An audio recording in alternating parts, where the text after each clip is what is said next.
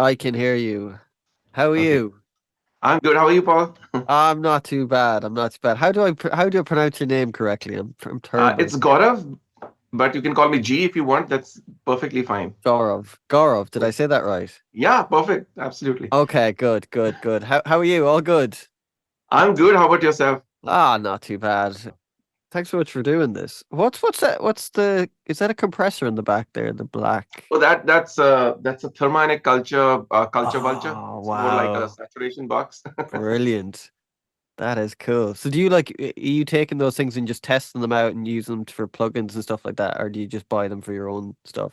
No, firstly, for my own thing, actually, thermionic culture specifically has been a favorite of mine for the last 15 years. So, in Ah. my avatar of being a full-time producer, composer back in India, and that I was using another box actually called the Rooster.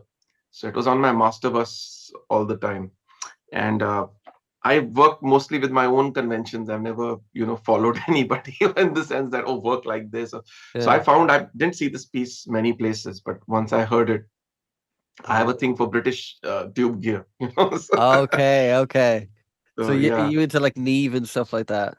Neve also, I think it's a universal thing. People like the sound. It's such a musical device that no one. So certainly Neve, but actually you won't believe. Before I discovered what Neve is, I discovered a brand called Wonder Audio, and then post that I realized that a Wonder Audio is basically trying to be like a Neve console that Led Zeppelin had. So the guy, Ah. uh, who owns Wonder Audio, he was collecting all these nickel transformers and things like that, and from the originals and building it just like the original. So when I got that and I got my first distressor, I was like, man, this is because I come from a digital world. I honestly had never worked on analog. Uh, Ah.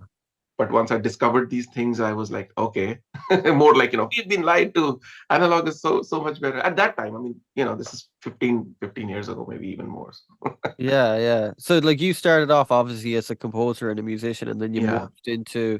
But do you obviously knew how to code and stuff like that, Sorry? or you must have known how to code Code, plugins. oh, code, Code. yeah. Sorry, Coding, sorry. yeah, as it was a gap actually. So as a child, I was very interested in computers, and I had a cousin who was a genius kind of guy. So I hung around that guy, and he showed me everything. This is like very, BBC Micro and those really early computers, and I was very young, like.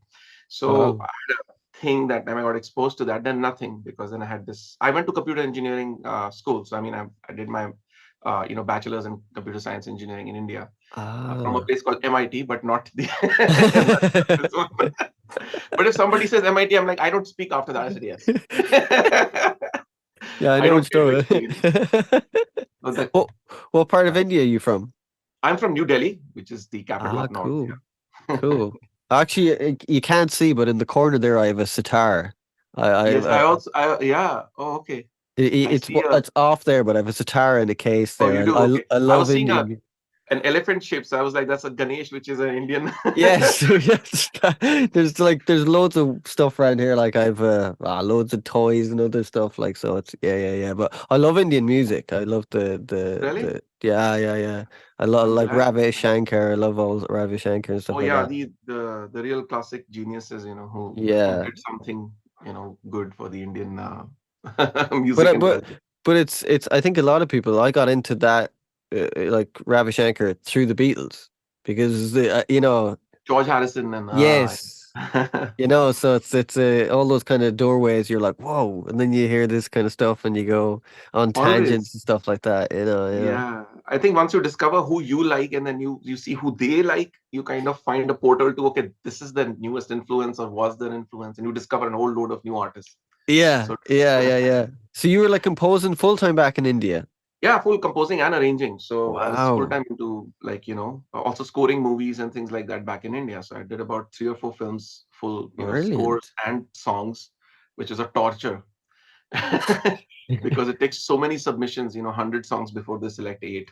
If you're fighting to be the only composer on that film. Hmm. And I basically I got lucky. The first song I ever did in my life, which was picked up by a music label. Actually, the music label hired me to arrange and produce it. That became like a number one hit. It sold over like 20 million copies or something like that. Wow, An artist called Just See. It was a song. It still plays. It's become like a cult classic. So this is 1998. 98. wow. That's So I was incredible. just, yeah, 19, 20 years old and just, coming out of college. So it was thing. So that gave me basically a break into the industry. Otherwise, I don't think I would have found my way. And sometimes lucky things happen. Yeah. What was it like being that young to like have a huge hit? It must have been just Yeah, surreal. it went to my head and I became stupid. That's what happened. You're 19, dude. You're 19. If that happened to me and I was 19, I'd be dead somewhere, I'd say by now. Yeah, I thought exactly. I was invincible. I was picking things I wanted to do and not do. And by the end, people were like, okay, this guy's difficult to work with. Yeah. So, Age, yeah. man. It's like, like when you're that age though, you do feel like, oh, I can do anything. And I think, Yeah. You've been there, but you these need exposure. that. But like by having that kind of thing, it kind of makes you do stuff that you probably wouldn't do when you're like 50 or you know what I mean? You need that kind of odd, Impulse. yes.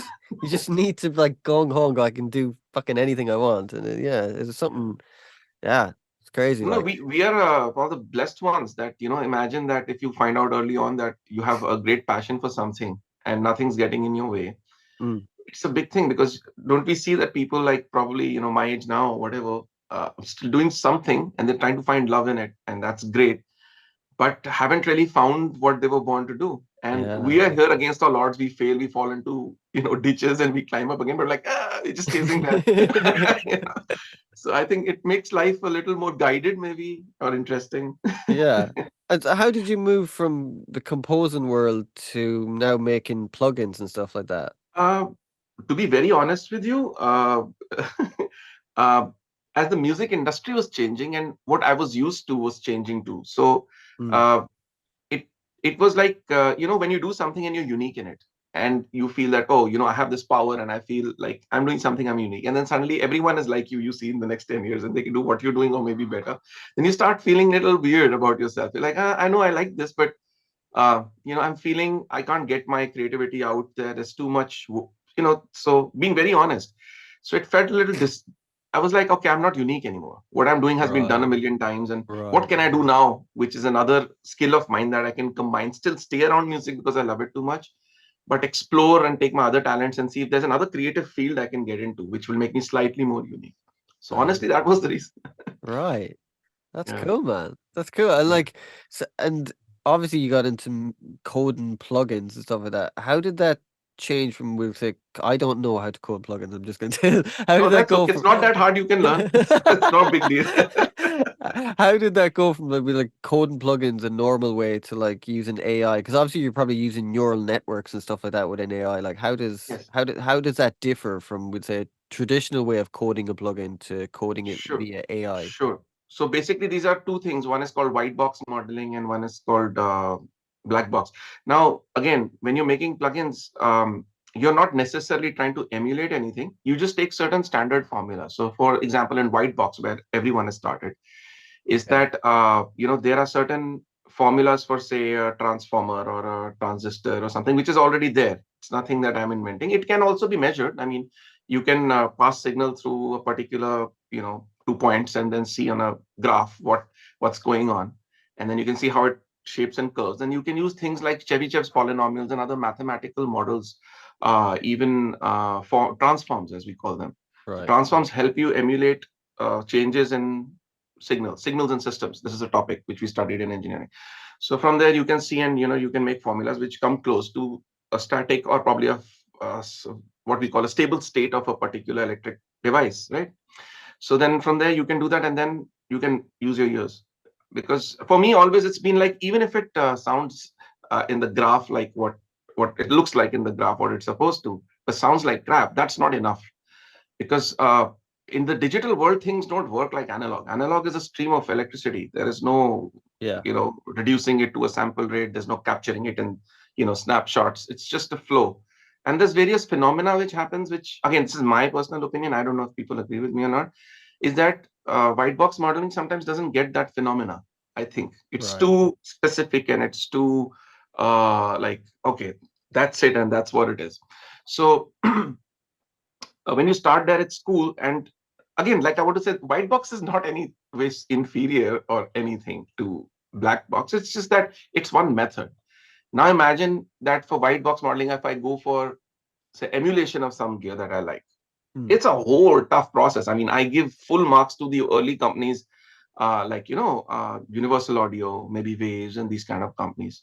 I don't think they're competitors. I think that they're inspiration. I was a child and using their things, So how can I come here and say that, oh, I will not name? No, those guys had they broke the standards. They Yeah. did things which was not possible. They were the early digital developers, So watching them and seeing what bigger team you need, and if you are really doing this properly to get the schematics of things. And the programs on the computer nowadays, like MATLAB and all, where you can actually input an entire circuit if you know how to do that, and it'll spit out a formula and algorithm, and you Wow. can use it. I'm revealing too much. So no, it's out there for anyone to pursue if they want to. With black box, which is now the AI technology, Mm. what's happening is that all the schematics and all of that is gone. It has no meaning because this is basically training a system or a model to behave like something over time. Now, time domain is something where I think we've become one of the first people, because machine learning has been around 2 3 years. It's not that I'm the first to discover machine learning or AI oriented Yeah. machine learning. But what's been the limitation earlier has been that it can do very, like, tiny seconds of the change. So if you want like initial distortion, you want some simple things like preamp, or you can get that to a good extent because you feed in the source data set or signal over a large data set of various things, sine sweeps, drums, vocals, how complex a material is, how simple a material is, Mm. simple from sine waves up to complex things. And then you pass it on to a particular state of a preamp or whatever you're trying to capture, and you get the result. Then what you have to do is phase match it completely, because as of now the AI ML system doesn't guess where the phase would be. You have to be Right. specific, and you Right. sometimes don't get it on the first run. You have to be careful, align things, and then you feed the data sets to. This is where our proprietary stuff comes in, our own scripts and our own language. So the AI, some people get confused. It's not writing any code for us. It's basically creating what is called a model. And our code reads that model in a plugin real time, which is also a big thing, because these kind of models can usually be read only post wise, means you can feed it, it'll render it in some time for you. Okay, this is what the result sounds like. But to make it work real time and then to get the CPU rail down, that's been the real technology, pushing and Yeah. challenge. And now Yeah. with the time domain systems, we have convolution layers, so you can actually really see what's happening to the dynamics of the signal and various things. And certain things which are attached, like, like say in a tube compressor, like the LVL one we have. So what's going on is that there's compression and saturation happening as you push the preamp, because there is no threshold switch on that compressor. So as these two processes are amalgamated in a very magical way, I cannot separate them in Right. black box. I can't Right. do that. So it's because it's result oriented. It can only see what all changes are happening and give you the exact kind of change or very close to it, like 99.99%. I can't separate the two. In black box, I could possibly see both behaviors separately, kind of, and guess and try to make controls, which can separate them. But here, as of now, it's you can do it, but it's a little difficult. But black box basically eradicates the need for those schematics and this amount of time or engineers. So it's a whole team of people you have to pay, gone. Okay. No longer a requirement. So that's it. Wow. Wow. And like, I know there's a big thing. I mean, I don't think I mean, I've been doing music for years and I never really ever heard about aliasing before. I don't know why.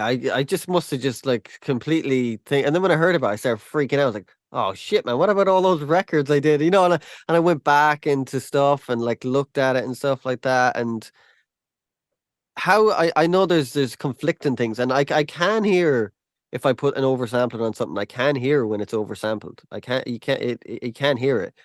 But what do you think is the there's obviously benefits to oversampling and obviously, but does oversampling it inherently probably changes the sound as well as sound that is aliasing? Yeah, I mean, see, certainly, firstly, to your point, yes, there are benefits, no doubt Mm, about it. yeah. But you see, digital by default, by its own meaning, is a limited medium. It is not like analog. Firstly, so to understand that digital is a limited medium. And Hmm. yes, now there are techniques like oversampling where you can reduce things like aliasing, which should be a quest. I don't think that it shouldn't be a quest. What's going on, I feel, which kind of is misleading, is that the amount of emphasis that is being put onto these things as to, especially now imagine you're a seasoned professional. You've lived through the 90s, you've lived through the 2000s, you've done Yeah. work, and you've done it on horrible things like the O2R mixer, which is full of aliasing as in 16-bit, for Yeah. 44.1, not even 48K mixer, right? And you have records which are hit and the audience does not care. What does it boil down to? Okay, it's the same phenomena as that I'm the superior engineer and I have used this mic and I have used this preamp and I have this thing and blah, blah, blah. And what does it do? It serves music. Mm, Are you mm. going to EQ sine waves like you show on videos? Is that what you're putting on the record? That let me show you the aliasing on the sine waves. I mean, or let me, because what is the measuring system doing? It's passing sine waves. It's not Mm, passing entire material. mm. And then it's a matter of compromise. I feel that yes, if you are feeling that something is uh, visibly distorting in a way which is not pleasant, and aliasing helps it. De-aliasing helps it by oversampling. That's fine.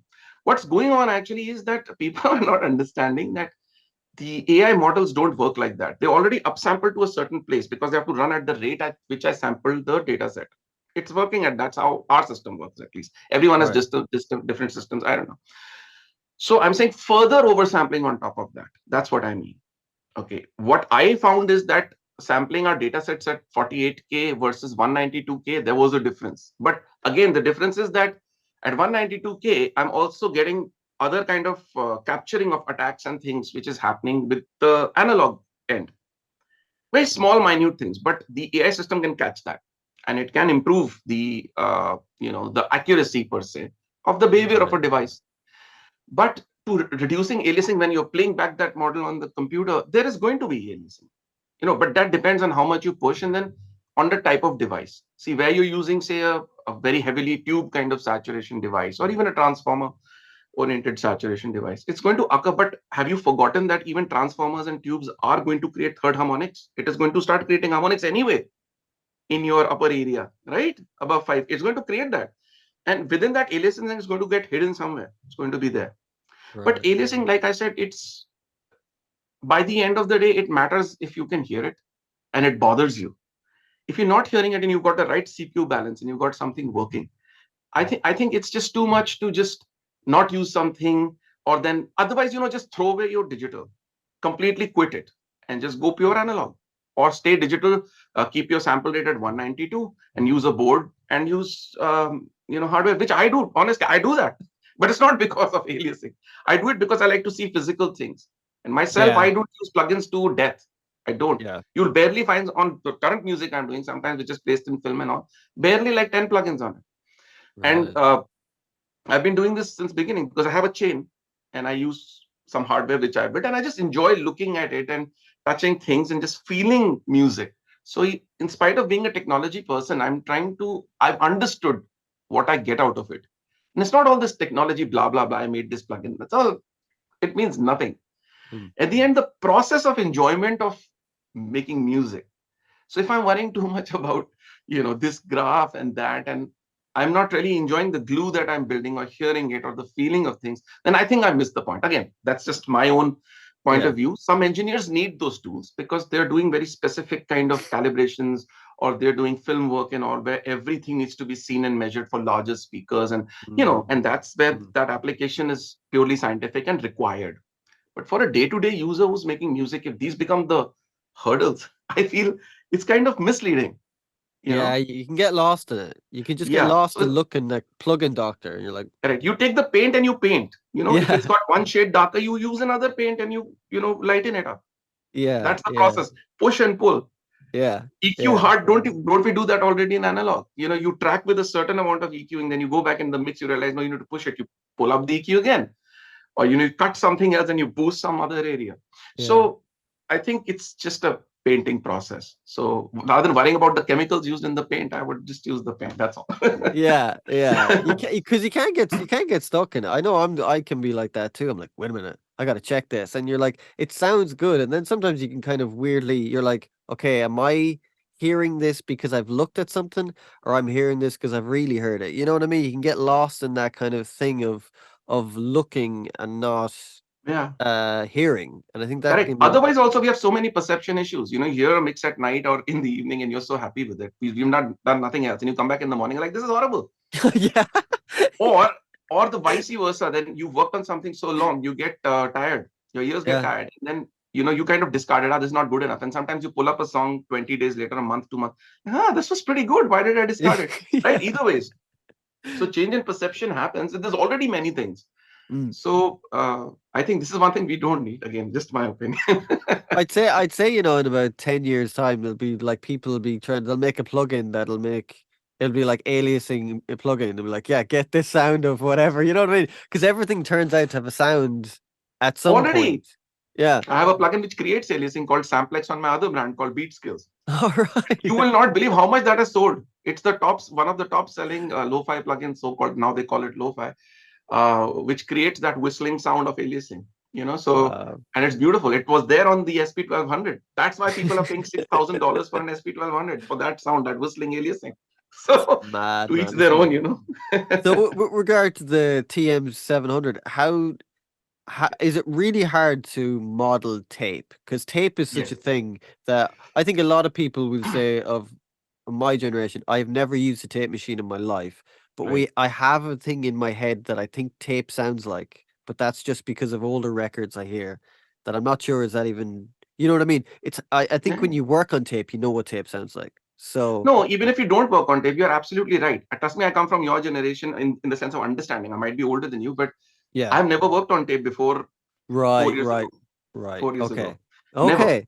So the thing is that yes, the same thing was happening with me was that when I hear these older records and I hear newer records, I feel that there's a kind of pleasant sound which I think it is not very clean sound, but it was like, oh, this is musical. A That's it, music, smoothing. It's like the smoothness, isn't it? A smoothness, rounding, exactly. isn't it? So so it's very hard to define what's happening. So exactly, like how do you make a white box model of tape? Mm. Tape is a chemical formula. Yes, It's not yes. like it's a magnetism working with electricity, working with chemical, thing. So how do you really, get to know that? So there are approximations. We've done them too with Relight Pro, and that was a white box kind of model. And then we had IRs, which we captured from different tape machines, and tried to get the behavior. And people just love that plug in Relight. Mm. Do you know that even after TM700, people are still buying Relight, or people who discovered TM700 are going buying Relight also. So Really? it hence proves that the audience is not as it's not stupid. They understand, they can hear. Neither can I fool them to believe that I've made something incredible. Neither can somebody else fool them to believe that, oh, this is not good or this is very good. I think people in Mm. the end, especially the smart ones who use, they find their own tastes, likes and dislikes. But okay, coming back to tape machine, why is it hard to model? To that question, should I answer that? Yeah. Oh, yeah, yeah, for sure. So what's happening is that because it's also a mechanical device, Mm. it has, even if it's very well calibrated, super well calibrated, which my devices are not. Okay, I'll be very honest. What happens is that obviously there's the speed of the motor changes slightly, and then in the analog world, change of speed means change of pitch. Yes. So the AI system is expecting you to deliver it a final result totally aligned and with the exact same pitch, and otherwise it doesn't understand. It's like, what's going on? What's this difference? It's getting confused because it needs to be spoon fed. It's still not that smart that it can, at Ah, least I in this get you. world. Okay, Yeah. it needs to be spoon fed. That's why our scripts, we have to keep refining our scripts and really tell it, no, no, no, no, don't listen to that, oh, listen to that. So it's a lot of, it's not that easy to put together a script. That's why why doesn't the big companies have this yet? Mm. They spent all that time and money researching on white box. Or maybe now suddenly this window that I had might close with everyone coming out with this technology and squashing my but anyway, that doesn't really work because I think you generate your own fan base and people buy what what they trust and like. So coming to this, doing all of that alignment sometimes takes more passes. Like, okay, this pass was more accurate. Then you do a few passes and realize, okay, this pass is the closest in terms of speed and timing. And then I have to further align it and then see if I've covered the entire response. Have I gone from the softest sounds to the loudest sounds? How did it react? Then I realize, oh, there is more scope, so I need to have another bias setting.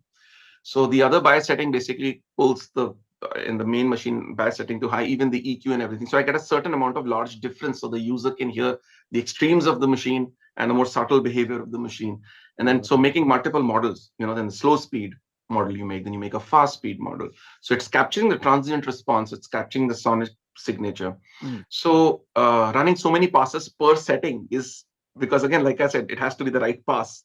So it takes longer than probably any solid state device or even the tube device, because it will not change the speed. It might change levels, it might change phase a little, but it will not change the speed. So it's harder. So like Yeah. something like solid state is probably easier to, no, easier to, probably easier to model than we'll say It's more something. straightforward. Rather, so Yes, less steps involved. Yes. but no harmonics, because it's the harmonics probably is probably the hardest thing that to model. Would it be like things like tubes and saturation? Yes. Because tubes and Oh, saturation, and our tube saturate till now, plugins we've not been very satisfied with. That's why people still go out there and buy analog gear. Will this replace analog gear? That is the question. See, it will come to a point that sonically it will replace it, in the sense that even the biggest of pros won't be able to tell the difference. That we're headed there. We're already there, maybe. you know, yeah, um, some people claim it happens with white box. Also, I'm sure that happens, because in white box also there is some sort of machine learning stuff that people are still using. Still, there is some part of signal analysis which is happening, which is the magical black box small component, and the rest is white box.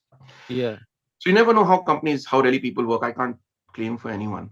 But the entire 100% box approach will get you the sound, because ultimately it doesn't care what's running inside the box. It cares about right. the change in sound. So Okay. And how long does it take to actually, from the inception of, we say, you have an idea to do a plugin to the finished plugin? I know you're gonna go through beta stages. How long does it actually take? I know it's different for every plugin, but we'll say the hardest one. I'd say that's probably the hardest one. Is it like the tape one? So so a saturation plugin, how long would that realistically averagely take to do?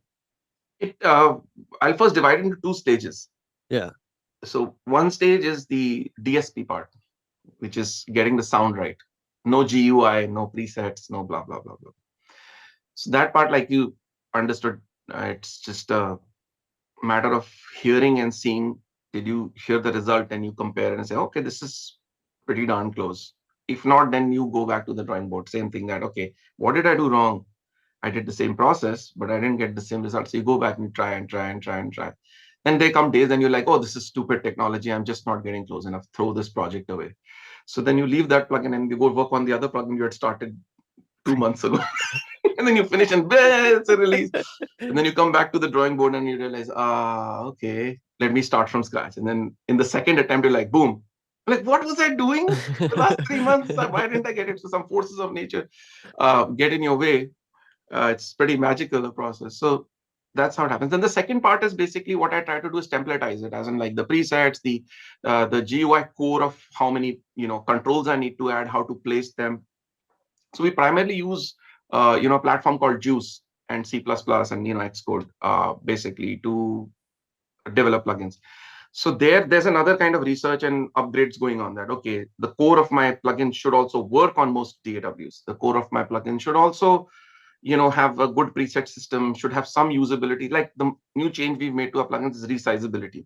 So to do right. resize, earlier I had fixed sizes, till there's a new transform method I found online to do. I'm like, damn, now I'm going to go back and update all my plugins and make Yeah. them, because I control everything. I only hire people where as in I need to, but I finish off the plugin personally myself. Oh So wow. sometimes I'm happy to see that people are taking Tone Empire to be this very large company full of so many people, and congrats to the team. This I said, yeah, congrats to me. You mean just like Jay Z going on, like Jay Z, I mean like Snoop Dogg going, and he's like, and firstly, I'd like to thank me. So it's like that. It is. It sounds pompous and all of that. I do have a team which does the Bharat, who's my main right hand person, product manager. He takes care of all the public related stuff, so I don't have to bother in that. Yeah. And then we have a web guy in Avneet who's so strong. People, once you get making money, people start trying to hack your site. Recently found a guy who's trying to delete Wow. our page, and he found some way into the portal which was like passing all our secrets. So he found him, blocked him. So there's tons of other fights which are going on to keep a web business running. It's not that easy. So you have to have experts in those fields, which certainly is not my thing. But plugin wise, yeah, say I get stuck in DSP somewhere, I'll call a specialist and I'll hire them. Okay, solve this problem. I'm just not able to solve it. Or somewhere else I get stuck in code or something, I'll call another friend or another coder. Okay, here's your project, finish this component for me. Then they bring those components to me, which I don't think I'm good enough to do. But how to put it together and how it eventually sounds and what ratios and back, that's me by ear. And finally hitting code, making sure it's notarized so it runs on Mac, that's all me. Yeah. So what that gives me is a freedom also, somewhere Paul, that I can, like, if there's a problem or something, somebody detects a bug which went through our testing and somehow I can fix it in a second. It doesn't go through a hierarchy of people and systems. Okay, where did that happen? It's very quick as a small company, to do that. Anyway, I hope I've not No, that's spilled too cool. much time on that question. Like with regards to AI, how far do you think AI can go in the aspect of, we'll say, is it do you think, I know everything's ifs and buts and we can never really tell in life, but I mean, with the way the technology is moving so fast, because like it's crazy some of the stuff. Like I was using Gen 1 the other day and just prompting things in, and you've just this is just mad stuff you can do. You're like, what the, like, obviously the computation power's got so good now, it's like AI is caught up to it, if you know what I mean. But like Hmm. with regard to music, will AI ever get to a point that you can literally put a song in a Pro Tools or whatever and it'll just mix it? You could give it a template and it'll just Yeah, that's mix it. not even like 6 months away. That's scary though. I think It's that takes scary, the but fun out of it. For me, I exact. like, That's the point. See, the thing is, you make a technology, how much people are going to love it and use it is just subjective.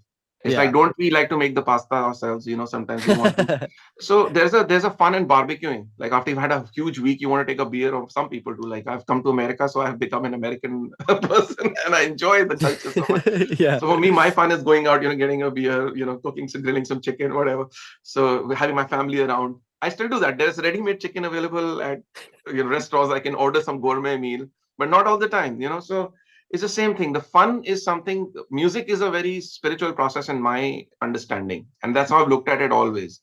And technology is just there to support or not support. It just depends. Like there's so many people who use certain plugins or certain technologies to death. I've never even opened them. Like Fab Filter, I've never used that. The EQ I use is the Logic's built-in EQ Right. or whatever small tweak. And otherwise, I have like a master bus EQ of Neve and all, but I've never explored that. There is melodics, there's things which teach you chords. I don't like it at all because I'm like, let me learn this jazz progression. And when I play it and I perfect it, and then I get my track out, it feels gratifying to X extent. The That's it, work's isn't done it? for me as a human. I don't respond that well to it. So honestly, I think that it's nothing to be scared of. It's like for children who want some things to be mixed quick and they want their focuses to be on YouTube. Their focus is not really how am I making this song. For them, it's great because like, damn, I made some idea. It's polished and great. Now I'm going to go spend rest of my time performing this and looking good at what I actually look good. People like us or somebody who enjoy this process are not really interested in probably visual aspect or is interested in both Yeah. will go, no, I want to switch on my console. It's right in Yeah. front of me. And I don't want to know nothing. And I just want to feel how I mix into the compressor and I touch the compressor. So it's an experience. So people who still hold that dear might not consider that AI technology, any means, Yeah. Yeah. I what you say just that said. This, I yeah. say that now, but when I'm mixing a song and it sounds like shit, I'm like, damn, I need some. You know what I mean? You could sometimes I could do with it. Sometimes you could do it and go, oh, geez. Because I think the thing about AI stuff, uh, I think it can guide you more than just do everything for you. I think that's where I think AI is good to guide you Correct. as opposed to do everything. Correct. I'd love to have an AI jazz teacher. I don't want it to perform for me. I don't Yeah. want, That so what I don't have access to isn't that beautiful that, okay, can somebody teach me Count Basie kind of style? Can somebody teach me Oscar Peterson kind of way of things? Or can you break it down into how he, does his riffs? And so for me, that would be very interesting because I'm a keyboard player. So for me, it's always like, where can I find a great jazz teacher? I don't have this training. So I'll have that. But I don't want to, skip the process per se. Yes, yes, exactly, exactly.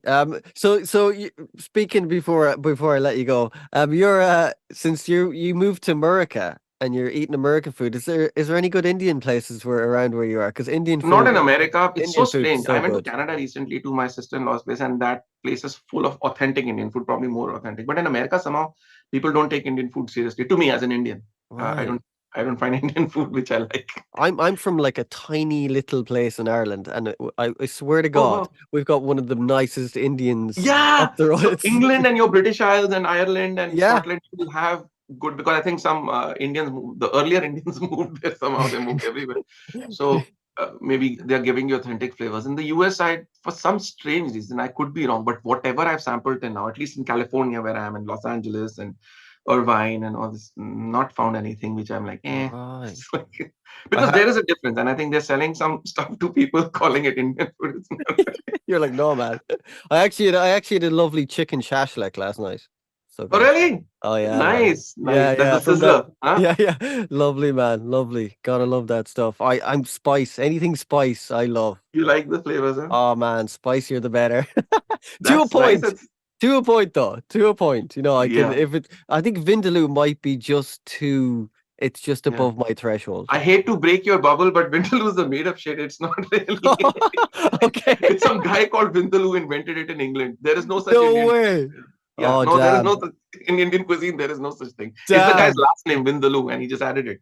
No way. Yeah, yeah. Look it up. Oh God. I've been Sorry to lied to. burst. I've been lied to my whole life. No, but if you like it, who cares? You know where it came from. You Actually, enjoyed it. I've actually never tried Vindaloo, but I've smelt it, and my friend Yeah. tried it all the time, and I'm like, dude, that I could just by looking at it and smell, I go, that's above my threshold. I can see Yeah. it. I know. I was like, it's too much for me.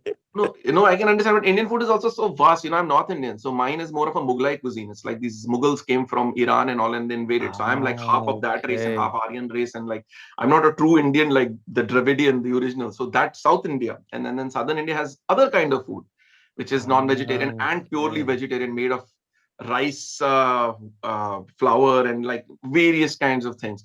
So that's another cuisine. And there's Andhra food, which is the East and all. This India's a very culturally like so diverse that what we generalize Indian food is like butter chicken and all, but that's all North Indian thing. They're also amazing, Middle Indian and Southern Indian, and does not have any such names, and it looks completely different. And it's Okay. like, yeah, but sorry to bore you. Well, excuse my ignorance. That's just pure No, ignorance on you're my not part. ignorant at all. How do I expect a person born in Ireland to the same thing? People apologize and like, did I get? I'm like, don't worry about it. How is one culture supposed to get another culture right? And this, why should one get offended about it? It's complete. This I find very truly. It's totally okay. Yeah. It's fine. Okay. I'd love to try Irish food, and if I come there, I'm going to try the accent and try the beer and try to understand.